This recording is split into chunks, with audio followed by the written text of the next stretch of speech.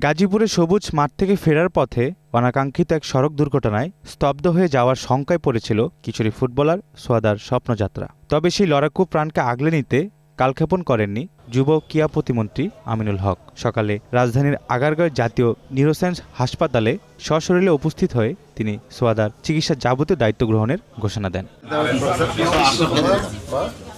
গাজীপুরের কালীগঞ্জের ভাইয়াসুতি উচ্চ বিদ্যালয়ের শিক্ষার্থী সোয়াদা গতকাল শহীদ বরকত স্টেডিয়ামে নতুন কুড়ি প্রতিযোগিতায় অংশ নিয়েছিল। মাঠের লড়াই শেষে বাড়ি ফেরার পথে দুর্ঘটনার শিকার হয় এই ক্ষুদে প্রতিভা। স্থানীয় হাসপাতালে প্রাথমিক চিকিৎসা শেষে উন্নত নিবিড় পর্যবেক্ষণের জন্য তাকে দ্রুত ঢাকার জাতীয় নিউরোসায়েন্স হাসপাতালে স্থানান্তর করা হয়।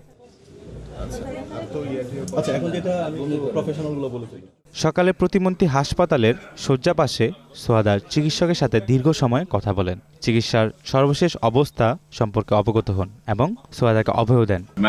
আমরা এটা পুরোপুরি দেখভাল করব, এটা নিয়ে কোনো টেনশনের কোনো কারণ নেই। ঠিক আছে, এখানে সবাই ডাক্তাররা আছেন, আমাদের সবাই পূর্ব পরিচিত, পরিচালকজন সবাই টেক কেয়ার করছেন। সোয়াদার পরিবারের দুশ্চিন্তা লাঘব করে প্রতিমন্ত্রী। এছাড়া সোয়াদার উন্নত চিকিৎসায় যেন কোনো প্রকার ত্রুটি না থাকে সে বিষয়েও কঠোর নির্দেশনা প্রদান করে প্রতিমন্ত্রী।